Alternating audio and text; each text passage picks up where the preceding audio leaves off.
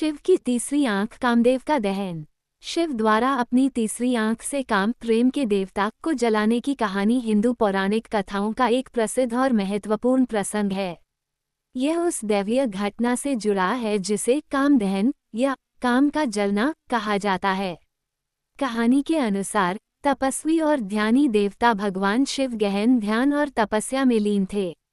इस दौरान दुनिया एक महान ब्रह्मांडीय अशांति से त्रस्त थी। देवता और ऋषि चिंतित थे क्योंकि वे समझ गए थे कि एक महत्वपूर्ण घटना सामने आने वाली है और उन्हें शिव के ध्यान की आवश्यकता है। प्रेम के देवता कामदेव को लगा कि भगवान शिव के हृदय में प्रेम की भावना जागृत करने का ये सही समय है। उनका मानना था कि शिव और पार्वती शक्ति के मिलन से एक शक्तिशाली दिव्य प्राणी का जन्म होगा जो बुरी ताकतों को हरा सकता है और ब्रह्मांडीय सद्भाव को बहाल कर सकता है। कामदेव अपना गन्ना धनुष और फूल युक्त तीर लेकर भगवान शिव के पास पहुंचे जब वह कैलाश पर्वत के शांतिपूर्ण निवास में ध्यान कर रहे थे। हालांकि जब कामदेव ने शिव के हृदय में प्रेम की भावनाएं जगाने का प्रयास किया तो भगवान शिव का ध्यान भंग हो गया। भगवान शिव की तीसरी आंख, जो उनके अंतर्ज्ञान और ब्रह्मांडीय ज्ञान का प्रतिनिधित्व करती है, कामदेव के तीर से उत्पन्न अशांति के जवाब में खुल गई। अपने ध्यान के दौरान बाधित होने के क्रोध और हताशा से शिव ने अपनी उग्र तीसरी आंख से कामदेव की ओर देखा। शिव की तीसरी आंख की तीव्र गर्मी ने कामदेव को तुरंत भस्म कर दिया।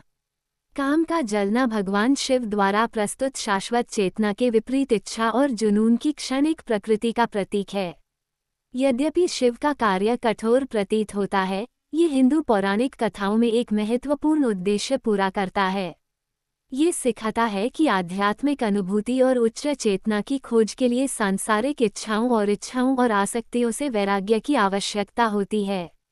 ये कहानी भ्रम और ब्रह्मांडीय संतुलन के विनाशक के रूप में शिव की सर्वोच्च शक्ति और अडिग प्रकृति पर भी प्रकाश डालती है। काम का दहन भौतिक इच्छाओं और आध्यात्मिक गतिविधियों के बीच संतुलन के महत्व की याद दिलाता है।